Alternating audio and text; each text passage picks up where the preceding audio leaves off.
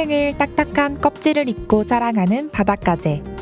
어떻게 자라는지 궁금하지 않으세요? 바닷가재는 실제로 아주 연한 동물이지만 단단한 껍질을 안고 살아가는데요. 속 생명이 커져갈수록 그 껍데기는 커지지 않아 가재는 서서히 답답해지게 되죠. 점점 조여오는 껍데기는 가재를 불편하게 하고 마침내 묵은 껍데기는 버리고 새로운 껍질을 입게 되는 가재. 이 과정을 무수히 반복하고 가재는 자신이 성장할 수 있는 만큼 커지게 됩니다. 꼭 부활을 위해 고난을 받아야 하는 우리 그리스도인의 모습과 많이 닮은 것 같지 않나요? 속사람이 커져갈수록 나를 압박하는 것들이 점점 강해지지만 주님의 날개 아래 묵은 것들을 벗어 던질 수 있는 힘이 생깁니다. 몇 번이고 반복해서 주님을 닮아가기까지 성장하는 그리스도인. 내 그릇이 나를 감당하지 못하고 깨져버리는 그때 흘러나온 귀한 보배의 향이 온 세상을 진동하게 합니다. 세상이 감당하지 못할 만큼 커질 우리를 기대하며 하나님이 함께 하시는 라디오 광야에서 만난 엘림, 지금 시작합니다.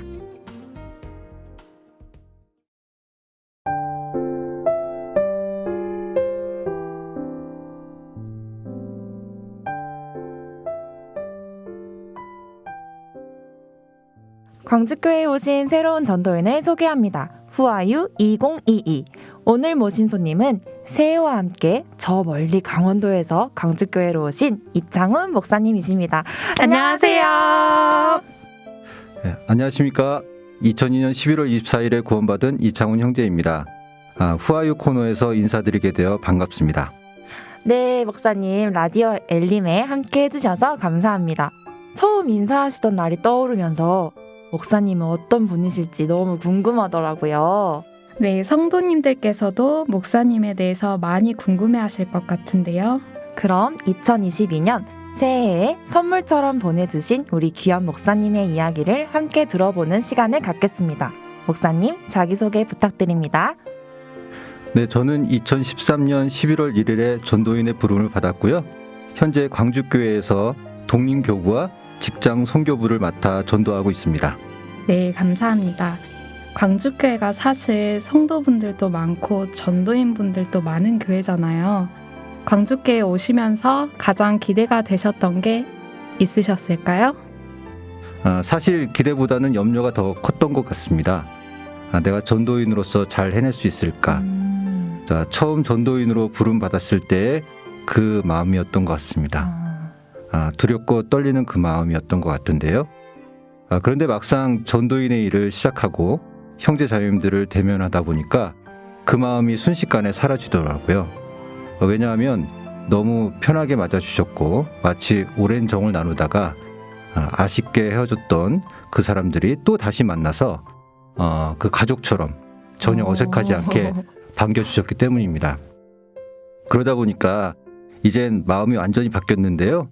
그런 두렵고 떨리는 마음, 그리고 내가 잘할 수 있을까 그런 마음이 아니라 내 몸이 두세 개라도 있었으면 좋겠다.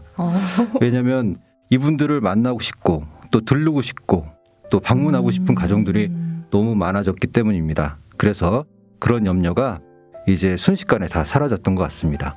혹시 없으면 어쩌나 했는데 그런 염려되는 부분도 저희 광주교회가 따뜻하게 맞아준 덕분에 목사님께서 또 마음을 바꾸신 것 같아요.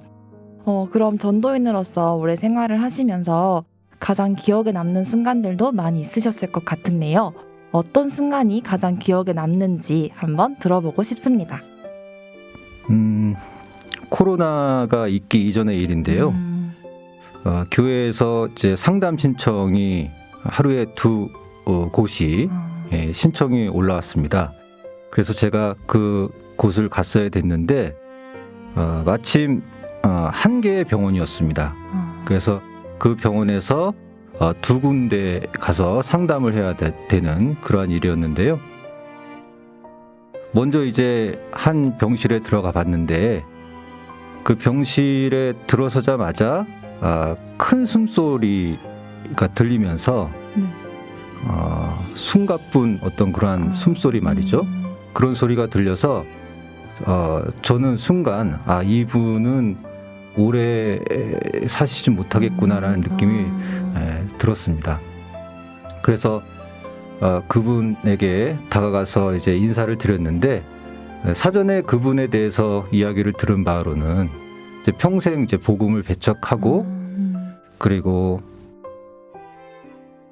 복음을 들으려고 그러면 외면하고 그리고 화도 내고 성질도 내고 했던 그러한 이제 완고했던 분이셨습니다. 그래서 제 얘기를 들어주실까 염려하는 마음으로 갔었는데요. 그분은 이제 배에 복수가 많이 차서 이제 배가 많이 이렇게 위로 올라와 있는 상황이었습니다. 그런데 그분은 눈을 감고 있었고 제가 이제 복음을 그 자리에서 전하게 됐는데요. 먼저 예수 그리스도에 대해서 말씀을 드렸고 그리고 예수님 피로 우리의 죄가 모든 죄가 속죄되었다고 이제 말씀을 드린 다음에 제 얘기가 들리시고 그리고 예수님 피로 구원 받으셨다면 그리고 하나님 앞에 죄 용서 받으셨다면 제가 쥐고 있는 이 손에 힘을 한 번만 쥐어달라고 그랬습니다. 근데 갑자기 그 손이 부르르 떨리면서 최선을 다해서 제 손을 쥐어주시는 거예요. 그래서 너무 기뻤고 또 그분이 너무 이뻤습니다. 환자가 이쁘면 얼마나 이쁘시겠습니까? 그런데 저는 그분이 그렇게 이쁘더라고요. 그리고 너무 감사한 마음으로 마지막 기도하고 그리고 이제 다른 병실로 이제 옮기게 되었습니다. 3개층 위에 있는 그 병실이었는데 그 병실에 이제 들어가기 전에 기도를 하고 지금 역사해 주신 그 역사대로 저에게 힘을 달라고 하고 이제 병실 문을 열었습니다. 그 병실에 있는 분도 마찬가지 이제 한 자매님의 남편분이셨습니다. 그분은요. 그런데 들어서자마자 저를 뭐랄까요, 흘기는 보신달까요?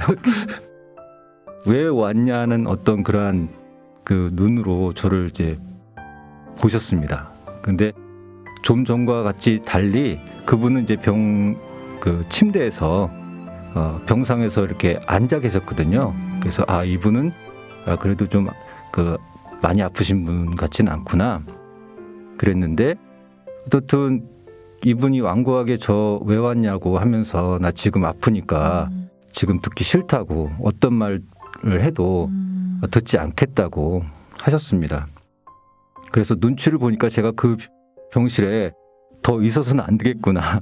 자매님한테 화를 많이 낼 수도 있겠구나 싶어서 그 병실에서 이제 인사만 드리고 그러면 다음에 좀 덜 아파지실 때 그때 제가 다시 한번 만나 뵙겠습니다. 인사드리고 나왔습니다. 그런데 그날 저녁에 잠을 자다가 새벽에 문자가 하나가 왔습니다. 그래서 어떤 문자인가 봤더니만 그 처음 그 복음을 전했던 그 할아버지 그분이 돌아가셨다고 이렇게 문자가 온 겁니다. 그래서 감사하다고 이렇게 문자가 왔습니다. 그래서 진짜 제가 하루라도 늦게 그 할아버님을 찾아뵙다면 정말 어땠을까 아주 끔찍한 생각이 들고 그리고 또 더 고통받지 않고 이제 구원받아서 이렇게 가셨기 때문에 다행이다 싶기도 한 그런 마음이었는데 또 한편으로는 그 복음을 전하지 못했던 그 3층 위에 있는 그 자매님의 남편분이 또 생각이 났습니다. 그런데 이틀 후인 것 같습니다. 이틀 후에 또 문자가 왔습니다. 근데 그분이 돌아가셨다는 겁니다. 그래서 너무 안타까웠고 제 책임이 너무 무겁구나. 제가 그날 그냥 억지로라도 성경 피고 복음을 전했다면 이렇게 허무하게 보내드리지는 않았을 텐데 너무 후회스럽고 좀 안타까운 마음이었고요. 그래서 지금도 생각나는 어떤 그런 생각이 있는지 물어보실 때 지금 그 일이 금방 떠올랐고요. 그 마음속에 그래서 그 생각, 그래서 복음을 전할 때 기회 있을 때 전해야 되겠구나. 저는 항상 이렇게 마음을 가지고 생활하고 있습니다. 목사님 간증 들으니까요. 생각나는 말씀이 있는데요. 그 예수님 옆에서 두 명의 강도가 생각이 났습니다. 복음은 누구에게나 전해지지만 아무나 받아들이진 않는 것 같아요. 모든 사람에게 복음이 있지만 모든 사람이 구원 얻기는 참 쉽지 않는 그런 것 같습니다. 저는 요즘 삶을 변화시키는 묵상 노트를 하고 있는데요. 말씀을 읽으면 영혼의 기쁨이 채워지고 내게 있는 소망이 무엇인지 알게 되는 것 같아요. 개인적으로 전 시편, 그 중에서도 1장, 7장, 17장을 보면 정말 많은 위로를 받아서 힘들면 생각날 때마다 종종 다시 꺼내보기도 합니다. 그렇다면 목사님께서 좋아하시는 그 말씀과 그 이유가 궁금한데요. 소개 부탁드립니다. 네, 그렇게 물어보시니까 좀 마음이 무거운데요. 사실은 제가 좋아하는 말씀과 그 이유는 굉장히 간단하고요. 좀 가볍습니다. 근데 그래도 좋아하는 말씀이기에 소개를 시켜드리고 싶은데요. 고린도전서 15장 55절에 사망아 너의 이기는 것이 어디 있느냐, 사망아 너의 쏘는 것이 어디 있느냐, 이 구절입니다. 그 이유는 처음 구원받고 이제 교제에 참석을 하게 됐는데요. 그 교제에서 한 자매님이 저한테 이 구절이 어딨냐고 물어보는 겁니다. 그래서 저는 좀 약간 창피하기도 하고 이 구절이 어디 있는지 좀 찾아드리고 싶은데 좀 자매님께 좀 죄송하기도 했습니다. 그래서 집에 가서 이 구절이 어디 있는지 성경을 거의 한 권을 다 이렇게 뒤적일 정도로 어디 있는가 찾아봤어요. 근데 고린도전서에 있더라고요. 그런데 이 구절을 이제 그때 읽었는데 너무 마음이 좀 후련한 거예요. 왜냐면 이 그 죽음에게 그리고 사탄 마귀에게 이 사도 바울이 이렇게 한마디 하는 것처럼 이렇게 느껴졌습니다. 너희들 아무리 그렇게 인간들을 괴롭히고 유혹을 해도 주님이 다 승리하신 거야. 너희들이 우리를 괴롭혀? 너희들이 어디 존재하고 있어? 사망? 우리에겐 없는 거야. 영원한 삶이 있는 거야. 우리에겐 영생이 있는 거야. 너희들이 쏠 곳도 없고 그리고 너희들에게 우리를 괴롭힐 수 있는 근거도 없는 거야. 그래서 사망아 너의 이기는 것이 어디 있느냐, 사망아 너의 쏘는 것이 어디 있느냐. 사도 바울이 나를 대신해서 그들에게 대신 이렇게 크게 호통치면서 얘기해 주는 것 같았고 너무 시원했거든요. 그래서 그때부터 이 구절을 좋아하게 되었습니다. 네, 저도 목사님께서 이렇게 좋아하는 이유를 다시 말씀을 해주시니까요. 이 구절을 한번 저도 깊게 묵상을 해봐야겠다는 생각이 들었습니다. 감사합니다. 그리고 사실 전도인으로서의 생활이 워낙 바쁘시다 보니까 찬양을 들으실 수 있는 그런 여유가 있을까 싶기도 한데요. 혹시 평소 즐겨 들으시거나 좋아하시는 찬양은 있으실까요? 네, 제가 좋아하는 찬양이 된 찬양이 있는데요. 네. 즐겨 듣지는 못하는데 어떤 계기로 인해서 이 찬양을 좋아하게 됐는데 잠시 제 개인적인 사정으로 네네. 전도인의 일을 못할 때가 있었습니다. 근데 그때 한참 이제 어떤 사정에 의해서 교제에 참석지 못하고 그리고 저 혼자서 이렇게 살아갈 때가 있었는데 교제에서 이제 멀어지다 보니까 마음도 곰핍하고 네네. 좀 외로웠던 그런 상황이었고 그렇지만 이제 또 생활은 해야 되니까 일은 열심히 해야 되겠죠. 그래서 일을 열심히 하다 보니까 점점 교제에 좀 멀어질 때가 있었는데 문득 이런 생각이 들었습니다. 나 혼자 여기서 뭐 하고 있지? 다른 형제자매님들은 이 시간에 주님의 일을 하느냐고 너무 바쁠 텐데 나는 나의 일을 하느냐고 이렇게 분주하고 바쁘구나. 그런 생각을 하고 있을 때 마침 라디오에서 흘러나오는 찬양이 있었습니다. 네. 그게 뭐냐면 마라나타 주 예수여 어서 오시옵소서. 땅의 모든 끝 모든 족속 주를 찬송하소서. 마라나타 주 예수여 어서 오시옵소서. 모든 열방이 주께 돌아와 춤추며 경배하게 하소서. 우리 주님 다시 오실 길을 만들자 하는데 갑자기 제 눈에서 눈물이 주르르 흘렀습니다. 우리 주님 어떻게 오시나? 내가 길을 만들지 못했는데 우리 주님 어떻게 오시나? 오실 길이 없어서 애타게 나만 바라보고 계신 그 주님이 떠올려진 거예요. 내가 주님 오실 길을 만들어야 되는데 내가 못 만들고 있구나. 오시고 싶어도 못 오시는 그 주님의 마음이 제 마음속에 너무 간절했습니다. 그래서 저에겐 그 뒤부터 이 찬양이 내 마음에 남는 찬양이 되었고 즐겨 듣는 찬양은 아니지만 네. 이 찬양이 흘러나올 때마다 그때 그 기분을 되새겨보면서 다시 제 마음 해이해진 네. 저의 마음을 리셋하는 그런 계기의 찬양입니다. 그러셨구나. 저도 이 마라나타 찬양을 들으면 이제 뭔가 그 예수님이 오실 그 날이 되게 기다려지면서 저는 위로가 됐던 찬양이었는데 목사님께서는 그 교제를 그리워하는 그 마음이 좀 많이 와닿으셨던 것 같아요. 목사님이 좋아하시는 찬양 잠시 후에 들려드리도록 하겠습니다. 네, 벌써 마지막 질문을 드릴 시간입니다. 목사님을 그리스도인으로서 한 단어로 표현해 본다면 어떻게 표현하고 싶으실까요? 제가 감히 이 이름을 거론해도 될까 모르겠습니다만 감히 표현하자면 베드로입니다. 네. 예수님께서 베드로에게 다시 한 번의 기회를 주셨잖아요. 네. 네가 나를 사랑하느냐 하는 어떤 그러한 질문으로 베드로에게 다시 한 번의 기회를 주셨듯이 저에게도 그렇게 헤매고 다녔던 그 순간이 있었지만 다시 한번 저에게 복음을 전하는 전도인의 일을 다시 한번 이렇게 세워주시고 새롭게 시작할 수 있도록 이 광주교회에 보내주셔서 다시 시작할 수 있도록 기회를 주신 거에 대해서 너무 감사하는 마음이었고요. 그래서 굳이 한 단어로 표현하자면 저는 베드로의 사랑을 받은 자구나. 다시 한 번의 기회를 받은 자구나 라는 생각이 들었습니다.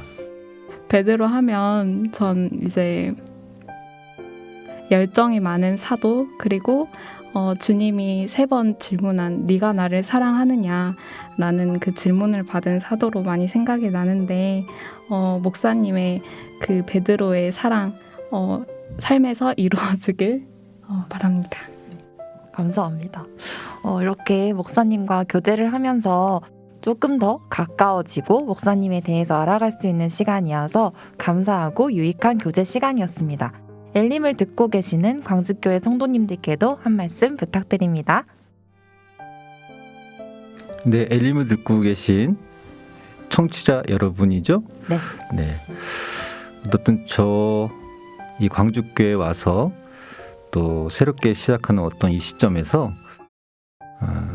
정말 저의 모든 것들을 주님께 드릴 수 있는 그러한 저의 전도인의 모습으로 살아가도록 하겠습니다. 다음에 만날 때 또 반갑게 맞이해 주시고 또 인사해 주셨으면 감사하겠습니다. 예, 저희 가족과 또 아직 구원받지 못한 저희 가족들을 위해서도 계속 기도해 주시기 바랍니다. 네. 오늘 엘림에 함께 해주셔서 감사합니다.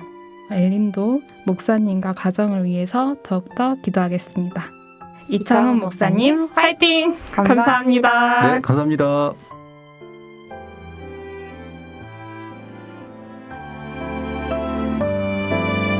얼마 전 전체 봉사회에서 했던 이창훈 목사님의 간증입니다. 구원받기 전 세상에서 인정받고자 수고하고 집으로 돌아가는 길. 문득 바라본 신발엔 온갖 더러운 것들이 묻어 있었다고 합니다. 내가 선 곳은 거룩하니 신을 벗으라. 하나님의 말씀이 생각나는 대목이었는데요. 나의 더러움을 보아야 하고 또한 벗어야만 주님의 거룩한 곳에 들어갈 수 있다는 교훈을 얻게 됩니다. 나의 깨끗한 발걸음에 항상 주님을 모시고 가고 싶다는 생각을 하며 다음 찬양을 듣고 청년회 대학부와 함께하는 시간을 가져보겠습니다.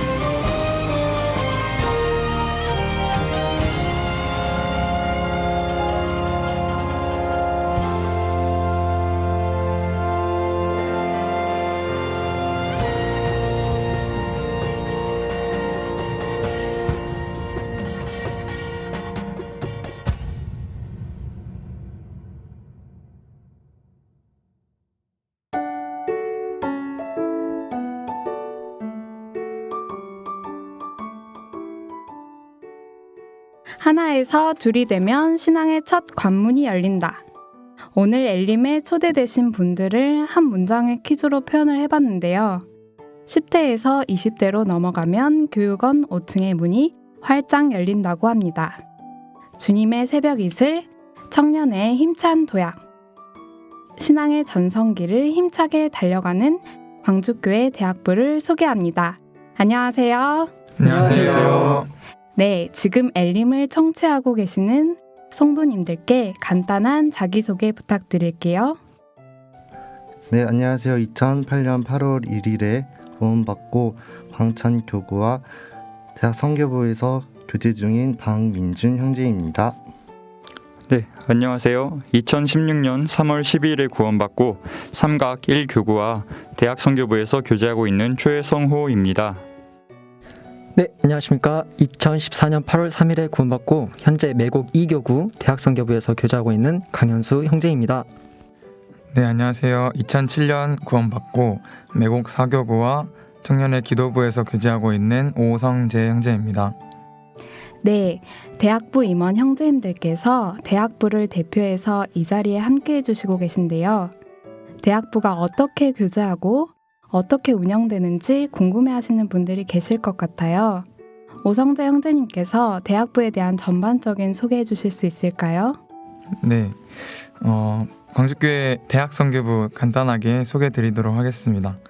일단 김명호 목사님, 정진감 목사님 두 분이서 이제 대학선교부를 담당하고 계시고요. 총 4개의 연합으로 이루어져 있습니다. 동부연합, 서부연합, 중부연합, 북부연합. 광주를 전체를 4가지로 나눠서 이제 각 학교 근처에 있는 인근 학교들끼리 묶어서 이제 연합 교제로 진행이 되고 있고요. 2022년 대학부 목표를 간단하게 말씀을 드리자면 이것은 비단 2022년뿐 아니라 지금까지 항상 있었던 목표인데요. 캠퍼스 복음화가 대학생 자녀들이 교제하고 모이는 이유입니다. 그래서 각 학교에 맡겨진 영혼들, 각 과에서 만나는 영혼들을 전도하기 위한 것이 대학선교부의 목표입니다. 그리고 전도와 양육에 또 이를 위해서 함께 힘쓰고 있는데요. 복음을 전하는 것만큼 연약한 형제 자매들을 돌아보고 챙겨주고 또 함께 성장하는 저희 대학선교부가 함께 교제를 하고 있습니다. 방학 중에도 이제 학기 중에도 아침 큐티 함께 진행이 되고 있는데요. 여러 가지 다양한 교제들을 하면서 또 많은 대학생 형제 자매들이 함께 즐겁게 교제하고 있습니다. 네, 캠퍼스 복음화가 정말 오랜 숙제인 것 같아요. 올해 대학부가 계획한 대로 얼마나 잘해 나갈지 정말 기대가 됩니다.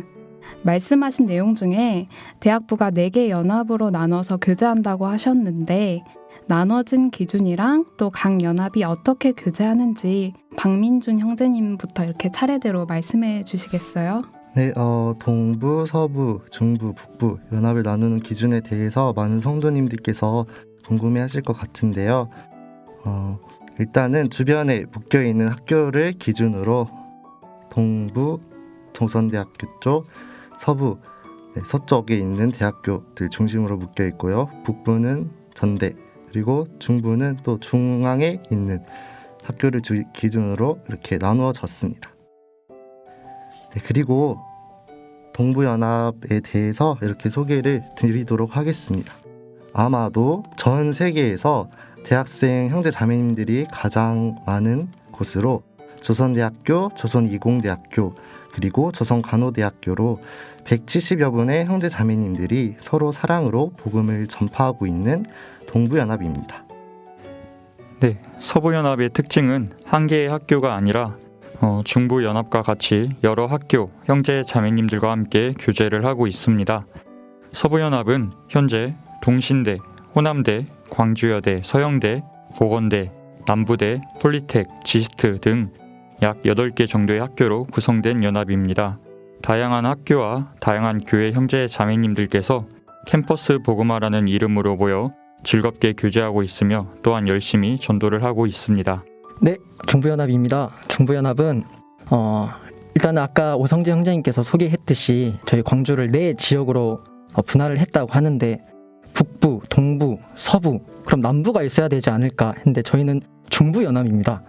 저도 처음에 왜 중부라는 이름이 있을까 곰곰이 생각하고 이제 짧으면서도 긴 시간 동안 고민을 해봤는데 답은 아직도 못 찾았습니다. 네. 저희 중부연합은 송원대, 광주대학교, 교육대, 기독간호대, 전남과학대, 동강대 이렇게 6개 학교들이 있습니다. 혹시나 주변에서 22학년도로 올라오시는 신입생들이 있다면 꼭 저희 중부연합에게 꼭 연락을 주시면 감사하겠습니다. 네, 다음 북부연합 짧게 소개드리도록 하겠습니다. 북부연합, 사실 연합이라고 표현이 되어 있긴 하지만 이제 전남대학교 하나의 학교가 함께 교제를 하고 있습니다. 약 100여 명의 형제자매님들이 함께 이제 캠퍼스에서 같이 밥도 먹고 교제도 하고 또 전도 집회도 하고 이렇게 신앙생활을 함께 하고 있는데요. 이제 캠퍼스에서 특히나 이제 전남대 같은 경우는 커뮤니티가 굉장히 활발하게 온라인 커뮤니티가 진행이 되고 있어서 여러 신천지로 오해를 받는 등 그런 전도를 하는 데 있어서 많은 어려움들이 있습니다. 바로 옆에 이게 신천지 베드로 지성전이 있어서 더 어려움이 있는데 어려운 만큼 함께 모이기를 힘쓰고 또 함께 교제하고 전도하는데 힘쓰고 기도하고 있습니다. 네, 감사합니다. 4개의 연합이 각자의 색깔을 만들어내서 대학부 전체가 조화롭고 아름다웠으면 좋겠다라는 생각이 듭니다. 다음 질문은 전도에 열정이 많으신 성도님들이 어쩌면 가장 궁금해하실 수도 있을 것 같은데요. 최성호 형제님, 올해 대학부 집회 계획이 어떻게 될까요? 네, 올해 광주권 대학 집회 계획으로는요. 상반기 5월달과 하반기 11월달 총 2번의 집회가 예정되어 있습니다. 이 외에도 각 연합별로 집회를 할 수도 있고 또한 이를 위해서 함께 기도를 하고 있습니다. 21년 코로나로 인해 학교도 가지 못하고 영혼들을 만날 기회도 적었었는데요. 그런 상황에도 불구하고 저희 대학생 형제 자매님들께서는 전도와 기도를 멈추지 않으셨고 하나님께서도 놀라운 방법과 도우심으로 많은 영혼들이 말씀을 듣고 구원을 받을 수 있었던 한 해였습니다. 올해도 역시 상황이 더 어려워진다 할지라도 저희는 캠퍼스 복음화를 위해서 전도와 기도를 멈추지 않을 것입니다. 5월 광주권 대집회가 대학 집회가 100일 앞으로 다가왔는데요. 많은 형제 자매님들께서 집회와 대학생 형제 자매님들에게 관심을 가져주시고 또 기도도 해주시면 너무 감사할 것 같습니다. 대학 집회는 특히 대학생 자녀를 둔 부모님이라면 더 관심이 생길 수밖에 없을 것 같아요. 전국 대학 수련회에서 대학생 자녀를 둔 어머니들 인터뷰한 영상을 제가 봤었는데요. 강현수 형제님, 오성재 형제님, 이번 전대수 어떠셨는지 혹시 에피소드 같은 것 있으셨는지 너무 궁금합니다. 네, 저는 개인적으로 전국 대학생 수련회가 굉장히 유익하고 즐거웠던 수련회였던 것 같습니다. 비록 비대면이었지만 그래도 광주교회 대학생 형제 장로님들과 한 자리에서 얼굴을 보면서 말씀을 들었던 게 너무 좋았고 이번 말씀은 총 3개의 인물과 관련된 말씀을 해주셨는데 동역자에 관련된 말씀을 해주셨습니다. 인물은 삼갈과 돌라, 바울과 실라, 다윗과 요나단으로 구성되어 있었는데 그중 삼갈과 돌라 말씀이 그 인물, 삼갈과 돌라라는 인물이 좀 말씀이 있었는지도 몰랐지만 목사님께서 정말 짧은 구절에 그 인물들의 언급된 인물들을 얘기해 주시면서 그 말씀 중에서 상당히 많이 교훈을 받았고 정말 배울 수 있었던 유익했던 말씀이었습니다. 네, 현수 형제님 말씀해 주신 것처럼 이번에는 이제 광주교회에서 따로 진행이 되었는데요. 이제 전국 교회가 원래는 서울중앙교회에서 함께 모여서 진행이 돼야 하는데 코로나로 인해서 아직 그렇게 함께 하지 못한 게 너무 아쉽고요.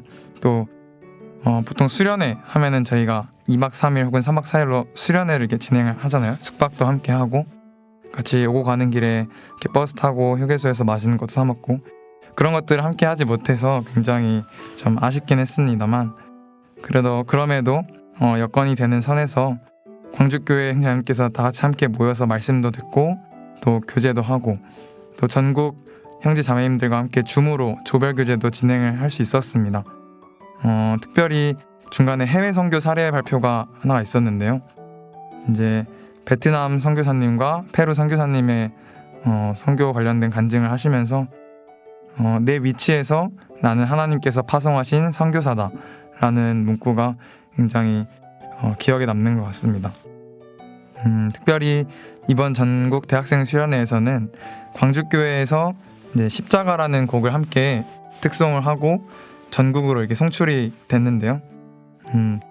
어마어마한 규모의 화면을 보면서 다시 한번 자랑스러웠고 참 감사했던 특송이었던 것 같습니다. 참 여러모로 다양한 은혜를 얻게 되는 수련회였네요. 수련회도 참 좋았었지만 전 누군가 대학 시절 가장 좋았던 게 무엇이냐고 물어본다면 아침 큐티라고 대답하고 싶은데요. 지금 대학 아침 큐티는 혹시 어떻게 진행되는지 박민준 형제님께서 말씀해 주실 수 있을까요? 네, 지금 대학교 아침 큐티에 대해서 말씀드리자면 먼저는 학기 중과 방학 중으로 조금 나눠질 수 있는데요. 방학 때는 지금이 방학 시기인데 방학 때는 아침 9시 광주교회당에서 광주교회 대학생 형제 자매님들을 대상으로 총 4개의 조로 나눠져서 진행되고 있습니다. 그리고 좀 학기 중에는 연합별로 상이한데요. 대체적으로는 8시에 아침 8시에 대면이나 비대면으로 진행이 되고 있습니다. 그 중에서 동부연합은 작년 코로나 시기에는 1학기 비대면 줌으로 하다가 너무 학교에서 대면 큐티를 하고 싶어서 2학기에는 조선대 공대 1호관 4층에서 매일 아침 8시에 빈 강의실을 찾아다니면서 숨어서 큐티를 하고 있습니다. 총 20분에서 한 30분 정도 이렇게 함께하고 있는 것 같습니다. 역시 새벽 이슬 같은 주의 청년들이라는 말이 무색하지 않은 것 같습니다. 어려운 상황 속에도 지킬 건 지킬 줄 아는 신앙을 대학부를 통해서 배우게 되네요. 이제 좀 더 개인적인 질문을 드려볼까 합니다. 대학부 임원으로 봉사하게 되면서 가졌던 첫 마음, 그리고 지금 나의 모습이 어떤지 최송호 형제님, 오성재 형제님 두 분께서 말씀해 주실 수 있을까요? 네, 저는 작년 12월 갈릴리 학교를 졸업하고 대학 선교부에서 교제한 지 2달 정도 되어가고 있습니다. 처음 봉사를 시작할 때는 나는 아는 것도 없고 할 줄 아는 것도 없는데 이러한 마음이었던 것 같습니다. 지금도 역시 시간이 갈수록 저의 부족함을 점점 더 알게 되는 것 같습니다. 그러나 계속해서 기도의 제목이 늘고 있고 모든 부분이 부족하지만 하나님께서 저희 주변에 부족함을 아시고 채워줄 형제 자매님들을 두셨고 현재는 감사함으로 교제를 함께 하고 있습니다. 네, 저는 2018년 18학번인데요. 2018년에 처음 이제 대학선교부로 봉사 배정을 받은 이후부터 지금까지 쭉 함께 이렇게 봉사를 하고 있는데요. 사실 처음에는 대학선교부가 이렇게 각 학교의 대표를 맡아서 학교 교제를 인도하는 것인지를 잘 몰랐었는데 어느새 2022년이 되어서 이제 대표라는 직분을 맡게 되었습니다. 참고로 각 학교에서 이제 인도자 형제님들을 이제 대표라는 단어를 쓰게 됐는데요. 한 번은 집에서 저희 동생이 이제 저를 쳐다보면서 네가 그러고도 전남대 대표냐? 라는 표정으로 이렇게 저를 쳐다본 적이 몇 번 있었습니다. 그 정도로 참 저는 굉장히 부족하고 마음도 좁고 이렇게 저를 잘 아는 사람들은 제가 어떤 사람인지 잘 알 텐데 그만큼 대표라는 단어가 굉장히 부담이 많이 되는 것도 사실인 것 같습니다. 그런데 주님께서 맡겨주신 일에 대해서 굉장히 한편으로 감사가 되고 올 1년 동안 함께 모인 임원분들과 함께 기도하면서 학교 교제를 준비하고 또 대학 교재 목표인 캠퍼스 복음화를 위해서 이렇게 함께 힘쓸 수 있다는 것이 굉장히 감사한 것 같습니다. 현재 이제 연초여서 굉장히 여러 가지 1년간의 틀을 계획을 하고 이제 2022년도 신입생들을 맞이할 준비를 하고 있는데요. 이를 위해서도 함께 기도해 주시면 정말 감사하겠습니다. 저도 대학 선교부에서 첫 봉사를 했었었는데요. 당시엔 항상 배우는 자세 있자 이런 생각을 많이 했었어요. 나이와 상관없이 배우는 자세 있다면 내 신앙에 많은 것들이 남겨지겠구나 이렇게 생각을 했던 기억이 있습니다. 제가 최근에 묵상을 하다가 내가 행동한 모든 것들을 감사함으로 증명해야겠다는 다짐한 내용이 있었어요. 감사를 잃지 않는 게 주님께 영광이 되는 삶을 드릴 수 있지 않을까라는 생각이 드는데요. 다들 혹시 신앙생활 하면서 감사했던 순간이 있었는지 나눠주실 수 있나요? 네, 저는 개인적으로 신앙생활 하면서 감사했던 순간은 군대를 전역한 거였는데, 이제 형제들이라면 다 이제 군대를 다녀오고 하는데, 사실은 군대를 입대하면서도 다시 교회로 돌아올 수 있을까라는 생각도 했고, 군대 안에서 또 내가 교재를 떨어지면 어떡할까라는 그러한 고민들도 되게 많았던 시기였는데, 이제 전역을 한 달 앞두고 말씀을 묵상하면서 시편 116편 12절 내게 주신 모든 은혜를 무엇으로 보답할꼬 라는 말씀을 묵상하게 되었었는데요. 그 가운데에서 하나님의 은혜에 대해서 조금 생각을 해보았던 시기가 있었습니다. 정말 군대 가운데에서 내가 몸 건강하게 전쟁 안 나고 이렇게 무사히 전역할 수 있었던 것도 하나님의 은혜이고, 또 교재에 떨어지지 않고 또 교회 가운데에서 안전하게 신앙생활 할 수 있었던 것도 정말 하나님의 은혜였기 때문에 이렇게 내가 군생활 한 달을 앞두고 전역을 할 수 있겠다라는 생각을 하였고, 그 순간이 너무나도 감사했고, 그에 따라서 저도 하나님께서 주신 은혜를 보답하는 형제가 되고 싶다라고 이렇게 다짐했었던 순간이 제 신앙생활 가운데에서 감사했던 순간이었습니다. 그랬기 때문에 제가 이 자리에서 이렇게 라디오도 함께 하고 있는 것 같습니다. 네, 저도 최근에 감사에 대해 생각을 많이 해보게 되었는데요. 순탄하고 기쁠 때뿐만 아니라 고난과 어려움에도 하나님께서 주신 은혜를 발견을 할 수가 있었고, 그냥 지나쳤던 순간에도 감사의 제목을 찾을 수가 있었습니다. 그 중에 가장 마음에 감동이 되고 하나님께 감사가 되었던 것은 형제 자매님들의 존재 그 자체였던 것 같습니다. 한 분 한 분 제 주변에 있는 형제 자매님들을 생각해보면 다양한 성격과 여러 모습들이 있고, 제게 힘을 주시는 분이 있는 한편 저를 힘들게 하시는 분들도 있지만, 그 속에서도 감사의 제목을 찾을 수가 있었고, 그래서 결국엔 근본적으로 형제 자매님들의 존재 자체만으로도 감사가 되었던 것 같습니다. 네, 저에게 신앙생활을 하면서 감사했던 순간, 전 개인적으로 구원받은 가정 안에서 제가 자라왔고 성장하고 있다는 것입니다. 너무 감사하게도 구원받은 부모님 아래에서 이렇게 자라오고 있는데, 유년 시절부터 지금까지 신앙생활하면서 가장 큰 동역자는 저희 부모님인 것 같습니다. 저에게 개인적인 고민들 그리고 어려운 점을 항상 저는 편하게 저희 부모님과 교제하고 상의를 하곤 하는데요. 저희 부모님께서는 잘 들어주시고 또 도와주실 수 있는 부분들은 가장 크게 지원해 주시고 도와주는 부분이 하나님께 가장 큰 감사하는 점이고 또 은혜이지 않을까 싶습니다. 또한 저희 가족은 일주일에 한 번씩 되도록이면 시간 될 때 가족 모임을 가지곤 하는데, 그 가운데서 가장 큰 하나님의 또 감사와 은혜와 사랑을 느끼곤 하고 있습니다.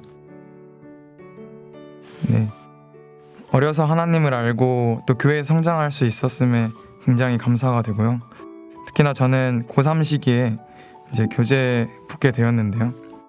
저는 그 고3 시기에 어려움을 겪으면서 그 시기에 하나님께서 저를 교회 안으로 교제 가운데로 마음을 이렇게 인도하셨다는 생각이 많이 듭니다. 그때부터 지금까지 이렇게 교회 안에서 신앙생활을 하고 있는데 감사한 것은 또 많은 신앙의 동역자 형제자매님과 함께 교제하고 봉사하고 말씀 듣고 전도할 수 있다는 사실이 너무나 감사가 되는 것 같습니다. 네, 개인적으로는 신앙이 회복될 때 가장 많이 체감이 되는 게 감사함인 것 같습니다. 이제 마지막 질문인데요. 교회가 대학부를 위해서 어떤 기도를 해줬으면 좋겠는지 짧게 한 문장으로 돌아가면서 말씀해 주세요. 코로나 시기에 대학교 안에서 복음을 힘있게 대학생 형제 자매님들이 전할 수 있도록 기도해 주시면 감사하겠습니다. 내 자식이다 하고 관심 가져주시고 캠퍼스 복음화를 위해서 기도해 주시면 감사하겠습니다.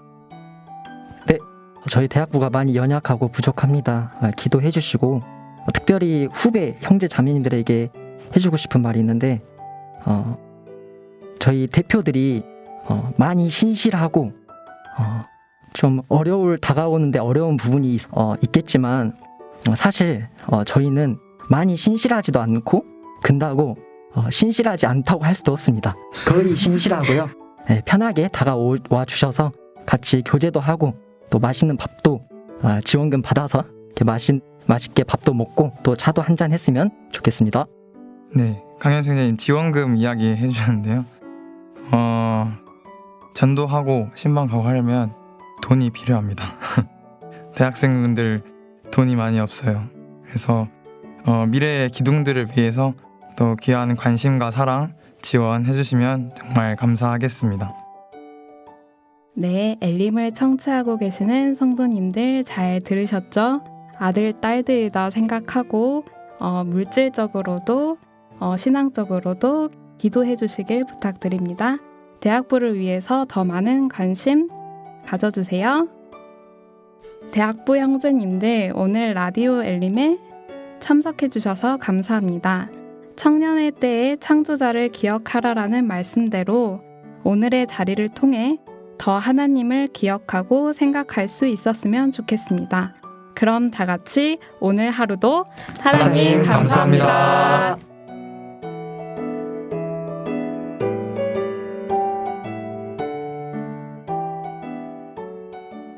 작년에 이어 올해도 계속되는 어려운 상황이지만 그럼에도 불구하고 주님을 쫓아 나아가는 대학부. 이 모습을 보시는 하나님의 마음은 얼마나 든든하실까요? 혹시 대학부를 위해 격려와 마음을 나누고 싶다면 교육원 5층에서 아들, 딸들에게 사랑을 전하면 어떨까요? 올해 마지막까지 다름질하여 한층 더 성장할 대학부를 응원하며 찬양, 비전 듣고 오겠습니다.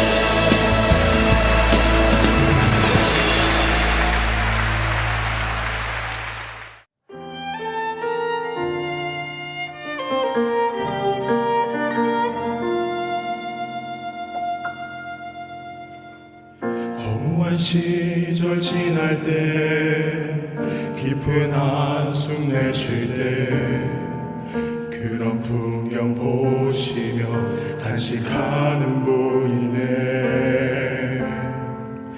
고와 같이 너희를 버려두지 않으리. 내가 너희와 영원히 함께하리라. 성령이 오셨네. 성령이 오셨네. 1876년 일본 삿포로 농업대학을 개교하고 9개월간 머물며 학생들을 가르쳤던 윌리엄 클라크 박사. 가지고 온 성경으로 학생들에게 윤리학을 명목으로 성경 말씀을 전하게 됩니다. 짧은 부임 기간을 마치고 고국으로 돌아갈 때 학생들을 향한 마지막 연설을 하게 되는데요. 우리에게 익숙한 표현이죠. Boys be ambitious. 직역하게 되면 소년이여 야망을 가져라. 그런데 이 문구 뒤에 숨은 비밀이 있습니다. 원래는 뒤에 For Christ가 있었던 소년들이여 그리스도를 위하여 대망을 품으라 였던 것입니다. 그의 연설에 여러 학생들은 기억하고 야망을 품고 살아가게 되는데요. 대표적으로 우찌무라 간조가 세상과 맞서며 복음을 전파하게 됩니다. 그는 떠났지만 그의 삶과 가르침이 그리스도를 위한 대망으로 제자에게 이어져 갔습니다. 우리 역시 배운 바대로 그리스도를 위하여 대망을 품어보는 게 어떨까요? 하나님이 함께 하시는 라디오 광야에서 만난 엘림. 무엇을 하든지 주님께 영광이 되는 성도님들을 응원하며 다음 주에 찾아뵙겠습니다.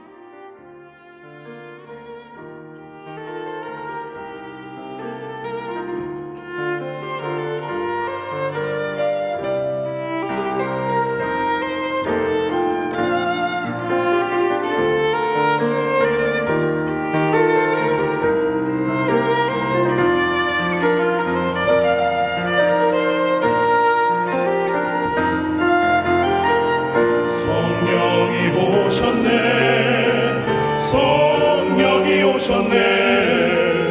내 주에 보내신 성령이 오셨네. 우리 인생 가운데 진히 찾아오셔서 그 나라 꿈꾸게 하시네.